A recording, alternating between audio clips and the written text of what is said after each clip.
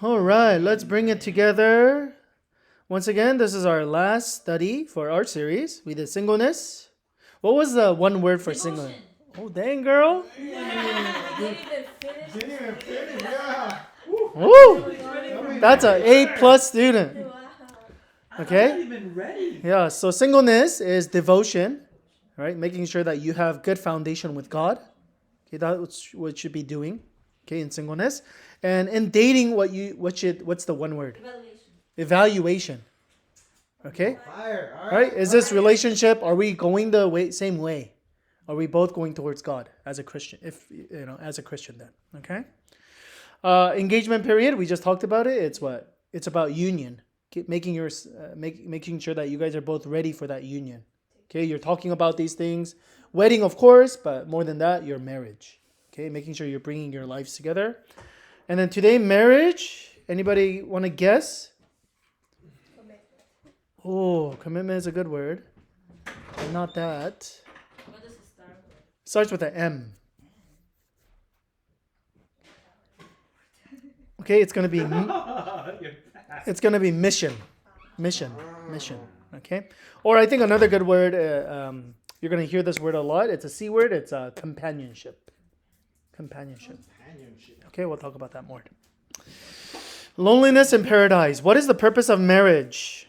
In Genesis chapter 1 and 2, as God was creating the world, he looked at what he had done and repeatedly said it was good. Like he created the earth, he created the sun, he said it is good. And then there was there's night and day, this kind of things. This assessment is given 7 times, emphasizing how glorious the created material world is. It is striking then that after God created the first man, he says, it is not good that the man should be alone. Okay, so it's really, really interesting because everything God creates is like, it's good, it's good, it's good, it's good. And so you would think, oh yeah, okay, we're getting into Adam. It's good. Nope, it's not good. So actually, some people think that in the Bible it says like Adam was like, he got really lonely after a while. He's like, God, can you make me a wife? But it's actually the other way around. It was actually God who told Adam, no, it's not good for you to be alone. Okay, so let's keep going. Noah? Oh, okay, no problem. You raised the question, how could Adam be in a not good condition when he was in a perfect world and had eventually a perfect relationship with God? Do you guys ever think about that? Right? Right? Like this is like before sin entered into the world too. So how is it possible? Right? He was walking with God. He had a perfect relationship, no sin. He's in like paradise. Like Jungle Book, you know? Yeah. But how is it possible that God actually says it's not good? Okay, so let's keep going. One more. The answer may lie in the statement of God in Genesis 1:26. Let us make man in our own image. Readers instantly ask the question, who is us? From this verse, we can see that God is triune. Triune? Triune. Triune. Like Trinity. Triune. Triune. That the one God has existed from all eternity as 3 persons who know and love one another.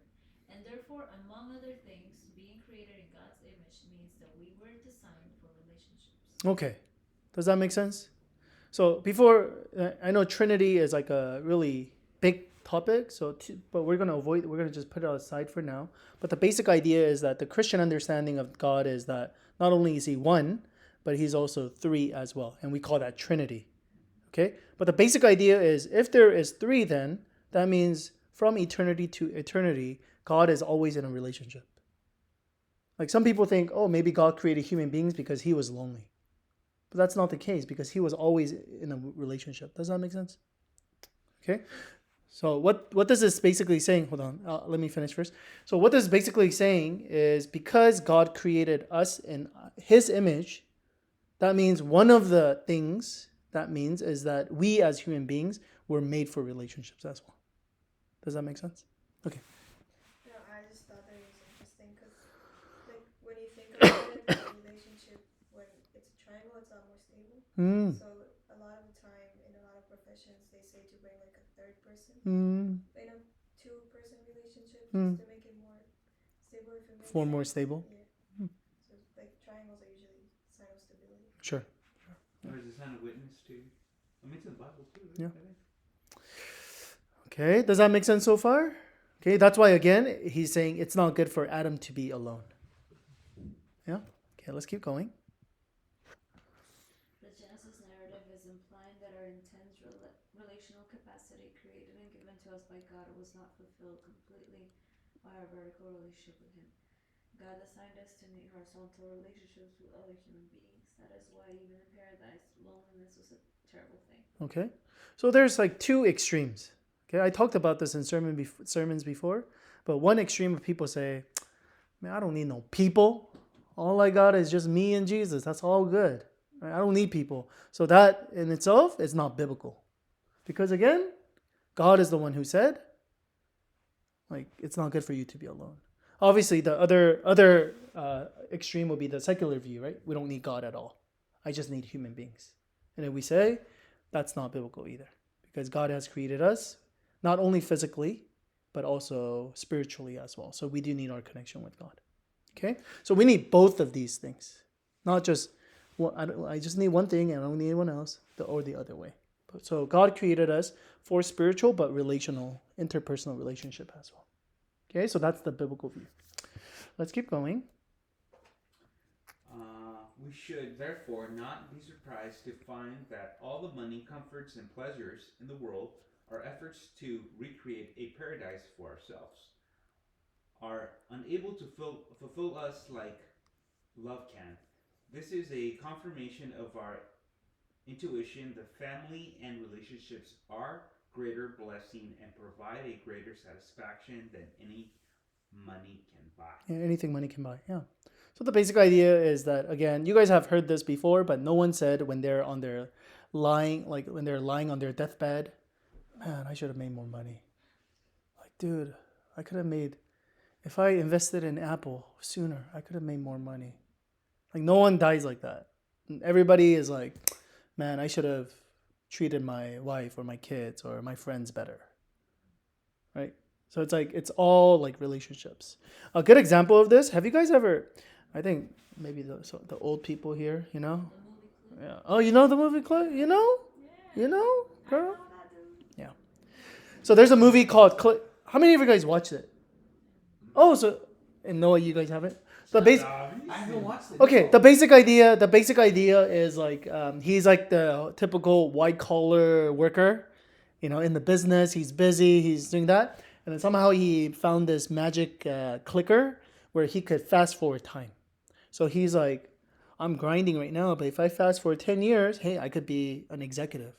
I could be higher. So he's like, fast forward. It's like, it's there. He's like, 10 more years, I could be the CEO. And then he just keeps fast forwarding life, you know? And the end of it, he's like, woo, I have it all. But he's like ready to die almost, you know? And it's like, he looks at his family because all he's been doing is focusing about work. It's like his relationship with his son and daughter, his wife, is all ruined, you know? Okay. And you guys could watch the movie to see it. I've seen it. Yeah. Okay. But you guys could kind of basically see what the, movie is trying to say, right? It's basically like you could fast forward, you could search for everything else, but if your relationships are in shambles, then you're going to regret that the most. Okay. So again, all of us, we intuitively, we understand that. And again, it's because, the Bible kind of supports that. Okay. It's because, why? God created us for relationships. And so deep down inside us, we go, that's very important. Let's keep going. In response to being alone, God created what the text calls an ezer, a word that means a helper, companion, a friend. When the man sees the woman, he responds in poetry, at last, this is bone of my bone and flesh of my flesh. Some have proposed that he's saying, meeting you feels avoiding me. And so we see that in the beginning. God gave the man a companion to be his spouse. The female speaker in Song of Solomon echoes Adam when she says, this is my lover, this is my friend. Right. Okay. So the basic idea of marriage, okay, the whole purpose is really, at the end of it, it's really about companionship. It's about friendship. Okay. So if you understand friendship well, that's what basically marriage is summed up to be. That's the purpose of marriage. Okay. Obviously, you could still have that outside of marriage as well. Okay. But we're going to talk about that a little bit more. Any questions so far? Any clarifications? This concept of friendship? Okay. We're going to talk about 3 different characteristics of friendship that the Bible talks about. Okay. There's obviously a lot more than this, but we're going to just share some of it. Okay. At least 3. Okay. So first one is constancy. Friends love at all time, especially during adversities. Okay. Another one.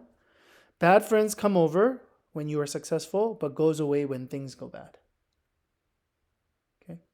So one of the signs of what biblical friendship is this idea of constancy, right? All your friends could be there with you when you're going through good times, right? But they're going to be with you through the bad times. Okay, that's a good sign whether someone is a true friend or not. Okay, next one, transparency. Real friends also offer critiques. Faithful are wounds of friends. Okay, and then one more. Friends Oh yeah, I forgot. Sorry. Okay. Friends are becoming wiser together through a healthy clash of viewpoints. As iron sharpens iron, so friends sharpens friends. Okay. So do you guys see what it's talking about? So it's talking about honesty, but not only honesty, just like being honest with each other, but being so honest that you could tell them, hey, these are some of the things that you need to work on as well. Or, hey, you have your opinion, this is my opinion, and then let's sharpen each other. Not arguing, but let's discuss together. Okay? So again, transparency, being able to be yourself, but being honest about what's going on as well. So that's going to be a very, very important trait of friendship as well. Okay, let's go to the third one. Common passion. This means that friendship are discovered more than they are created at will. They arise between people who discover that they have common interest in and longings for the same things.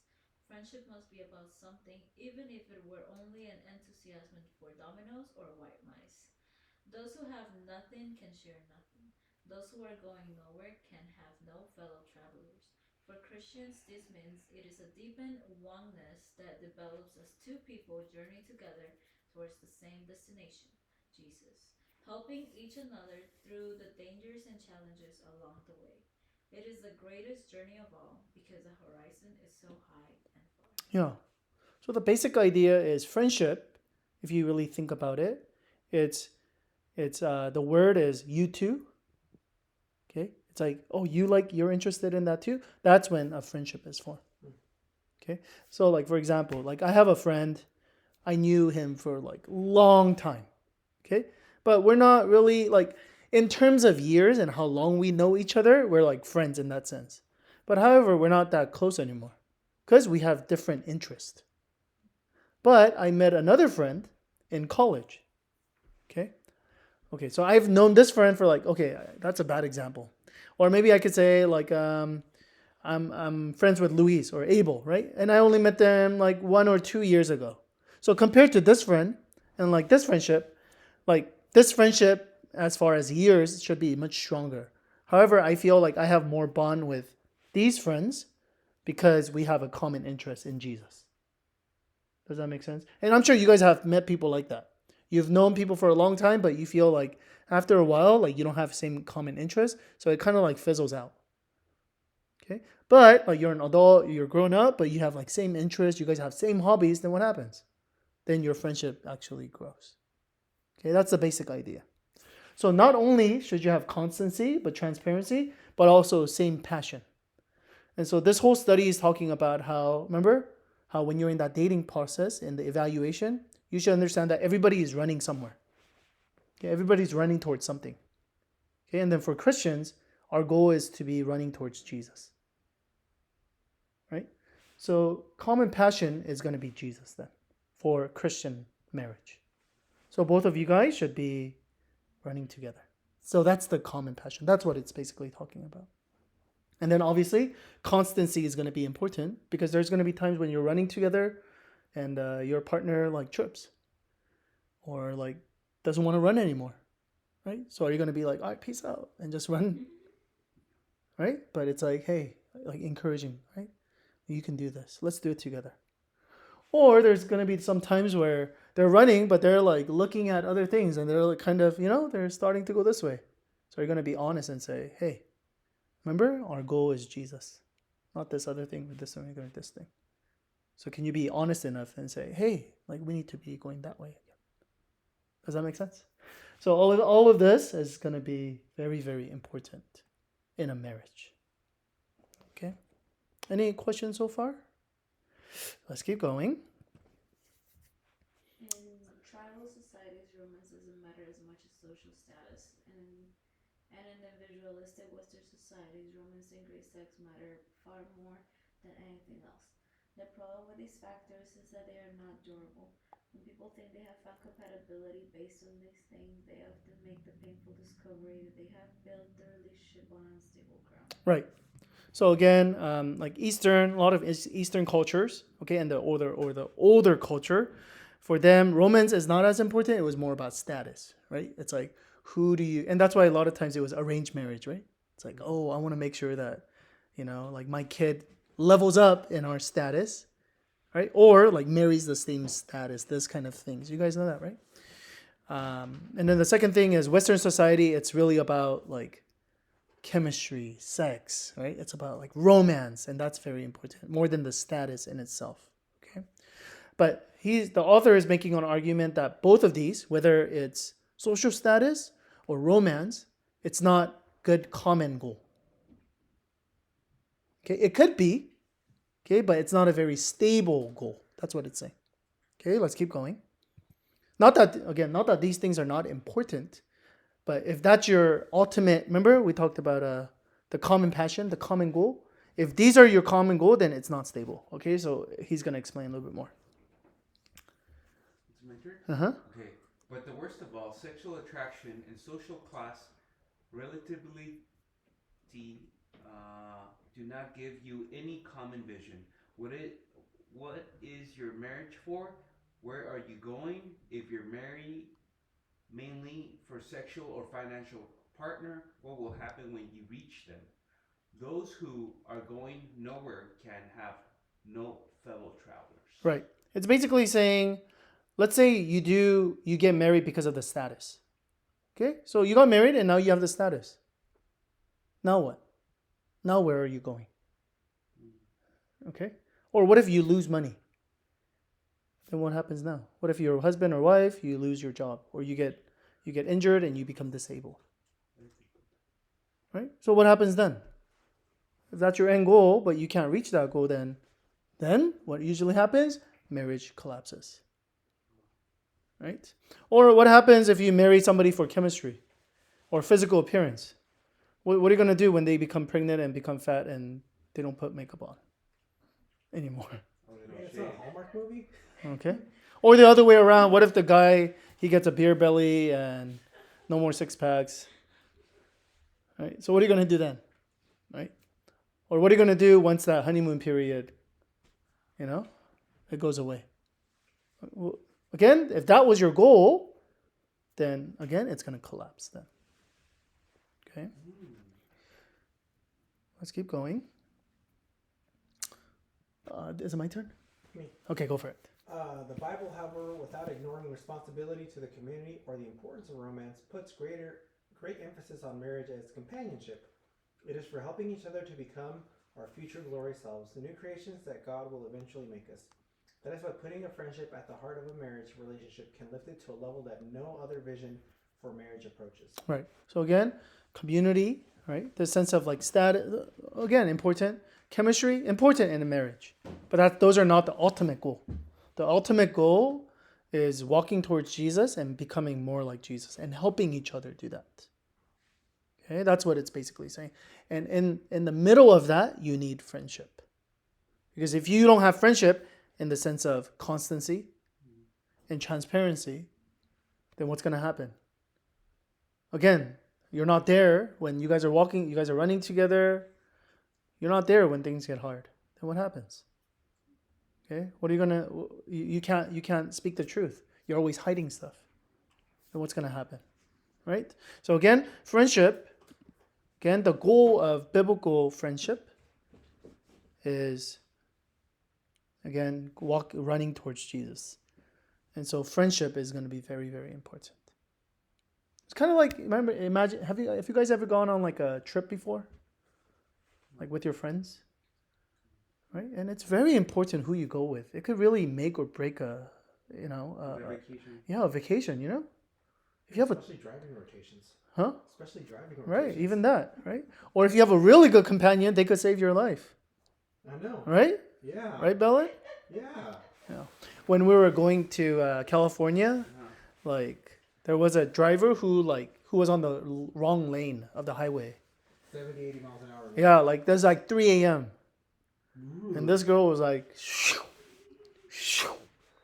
No. Who, you drove? Yeah, Dylan was driving. Really? Yeah. Anyways, again, that's very important. Like I think for the most part, even though it was a long trip, I feel like it was pretty fun because of like the people that we were with. Oh, I didn't know that. Right. Amen, brother. Again. Wow. High five to you. So again, that's going to be very important then, right? Because if you don't have, you could be going to Hawaii, whatever, the best destination, but if you have the worst partner in the world, then it feels like hell. Yeah. But you could be going to like, the armpit of Texas, like Houston. But if you got good friends, Well, I thought we were the armpit. are we the armpit? Oh, okay, Yeah. okay. Well, if you groom it right, it's just right. Yeah. So does that make sense? Okay, so that the idea of like, again, a friendship is going to be very, very important then. Let's keep going. Paul points husbands to Jesus' sacrificial love towards us, his bride. But Paul does not stop here.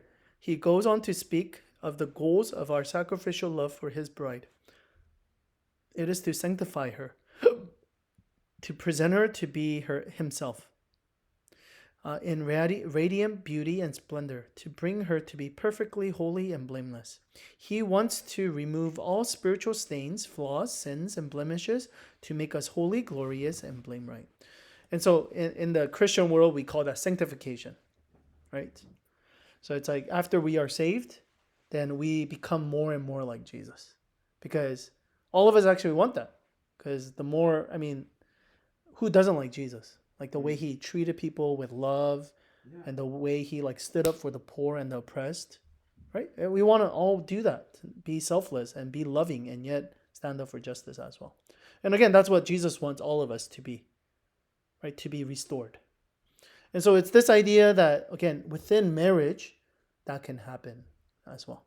So there's actually a book that says Sacred Marriage.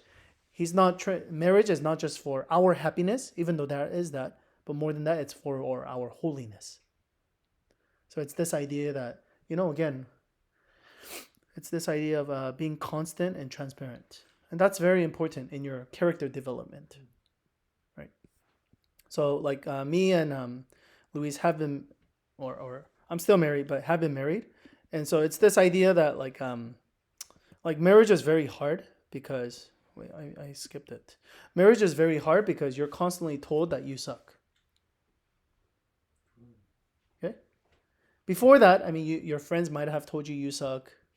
Your parents might have told you suck. Yeah, but it's like every now and then to like a daily like you suck. Like you forgot to do this, you suck. You forgot to do this, you suck. And it's like it's very consistent. Yeah, but Isn't it depressing? No. So it could be a very sad thing, and there's like very toxic relationships like that. But there could be, if you look at it another way, it could be a very good thing. It could be a very sanctifying thing. Because you're reminded, it helps you to look at the mirror and go, oh yeah, these are some of the flaws that I do have. And these are the things that I need to work on. Oh, this is where I'm being very lazy. But of course, there are people who are very toxic. And I'm not talking about that. And I used the word, what's the word I used? Oh, that you suck? That was a joke, okay? But like, hey, these are some of the things that you need to work on. No, the toxic one is like you are worthless. Like you can't do anything. Yeah, like literally you suck and like. Yeah, it gets the toxicity level of it just gets really nasty. Yeah. Okay, does that make sense? Okay, let's keep going with this concept then. Okay. Have you ever traveled to a Mountainous part of the world when it was cloudy and rainy? You look out your window and you can see almost nothing. Then the rain stops and the clouds part, and you catch your breath because there is this magnificent peak. But a couple of hours later, the clouds roll in and it has vanished, and you don't see it again for a good while. Does that make sense? Kind of like when there's a fog or something, you can't see what's like in front of you, but then you go like past the fog and you're like, ta-da! You see like what's in front of you. Okay, that's the imagery. Let's keep going. That is what it was like to get to know a Christian. You have an old self and a new self. The new self is still you, but you liberated from all your sins and flaws. This new self is always a work in progress, and sometimes the clouds of the old self make it almost completely invisible. Right. Does that make sense? So there's like, if like sin and stuff like that, it goes away, we go, wow. Like, if Abel didn't have this flaw, wow, he could be so wonderful. And one day he will be like that. But then like the sin of fog and all that stuff gets in the way, and all you see is like all the messy side. Okay? But again, but you also go, oh, that's what Keating could be. But yet right now he's like terrible. Kind of a thing. Okay? Like you're still in work. Does that make sense? Okay, let's keep going. Abel? Okay, within this Christian vision for marriage, there is what it means to fall in love. It is to look at another person and get a glimpse of the person's God is creating, and to say, I see who God is making you, and it excites me. I want to be part of that. I want to be a part with you and God in the journey that you are taking to this throne. And when we get there, I will look at your magnificent and say, I always knew you could be like this. I got a glimpse of it on earth, but now look at you. Right. Okay. Again, that's the concept of sanctification. Is that we're becoming more and more like Jesus. But marriage could support that. So as you're going together, you're going to see some nasty sides of each other. But through that, you guys are going to stick to each other and you guys say, these are some of the things that you need to work on. And then as you're doing that, you actually become more and more like Jesus. And then at the end of the race, you're going to be like, oh, I knew, like even before. Just like a face peel. Yeah, it's kind of like I knew you were going to be like that. Right? And then during like that marriage process helped me to become more like Jesus through that. I need a tough woman. Not just a tough woman, but what you mean by tough is, I'm sure you mean constancy. Someone who could be constant with you, right, through the ups and downs. Right. Okay, let's keep going.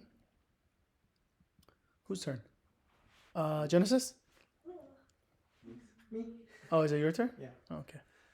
Most people, when they're looking for a spouse, are looking for a finished statue, when they should be looking for a wonderful block of marble. Not so you can create the kind of person you want, but rather because you see what kind of person Jesus is making. Michelangelo was once asked how he carved his magnificent David. His reply is reputed to have been, I looked inside the marble and just took away the bits that weren't David. Okay, does that make sense?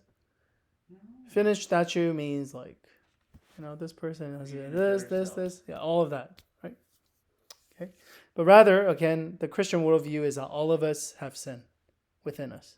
And so all of us, even though we have some beauty within us, there's a lot of nasty side and a lot of brokenness that we have as well. Okay? But it's this idea that, again, that we can see their future self. If sin is taken away, what kind of person would they be? And it's able to have that beautiful vision of a person. Let's keep going. I'll read it again. It's my turn. This This is by no means a naive, romanticized approach. Rather, it is a brutally realistic.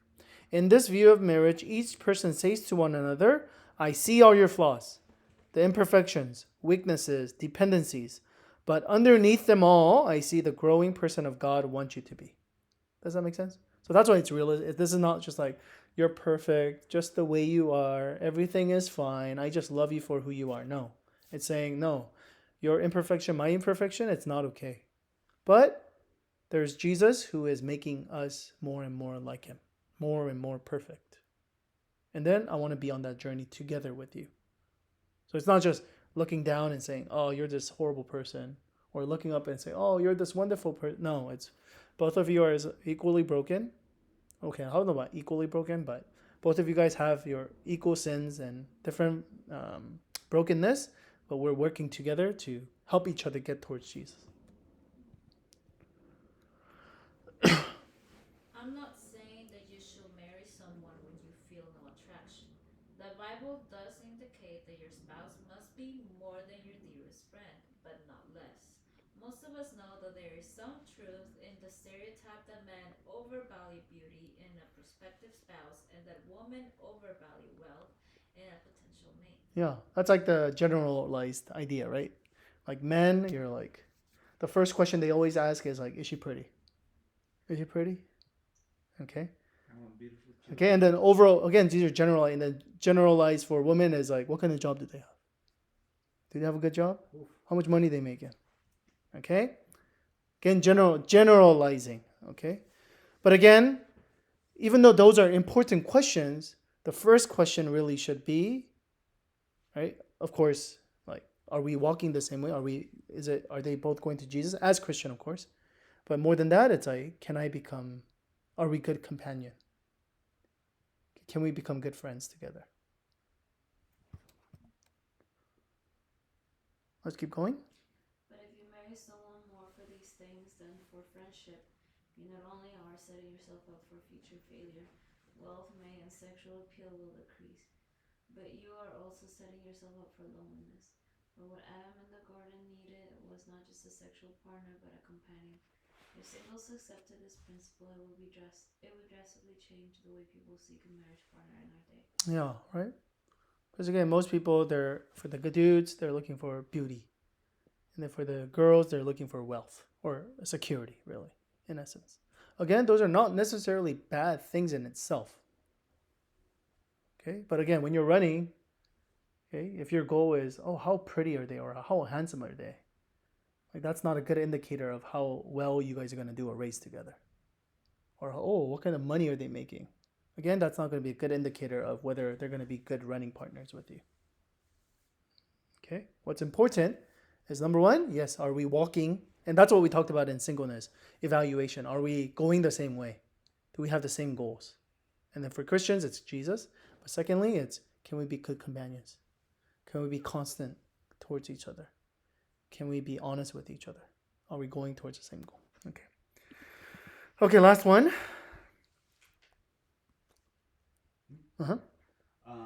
Screen first for friendship. Look for someone who understands you better than you do yourself, who makes you a better person just for being around them, and then explore whether the friendship could become a romance and a marriage. There is nothing sexier than a spouse who is understanding and wants to stay committed to you through all your flaws. Right. Amen. Amen, right? Amen. Right? They could look pretty, but if they look at you or if they see like your mistake, they go, you're the worst person, you're worthless, all that stuff. You think you're still going to find them attractive? Absolutely. Right? Nope. Or if they're, if they got a lot of money, but they're never honest with you. Like, is that gonna make you happy in life? In your marriage? Right. So more than that, again, character, right? Constancy and transparency. Right? Friendship, companionship. Look for that. So marriage, mission. God designed marriage to be a picture of Jesus and the pursuit of Jesus. In this way, marriage reaches its fullest potential. And the mission being towards Jesus and going together. The strongest bonds are formed when a man and woman live out their marriage on mission together. Meaning like they're becoming both more and more like Jesus. Okay. Any questions, clarifications I can make? Okay, so again, that's like the big picture of marriage. and then everything else that comes with it. Okay. All right. Let's go into discussion. So 3 and then 2 of you guys.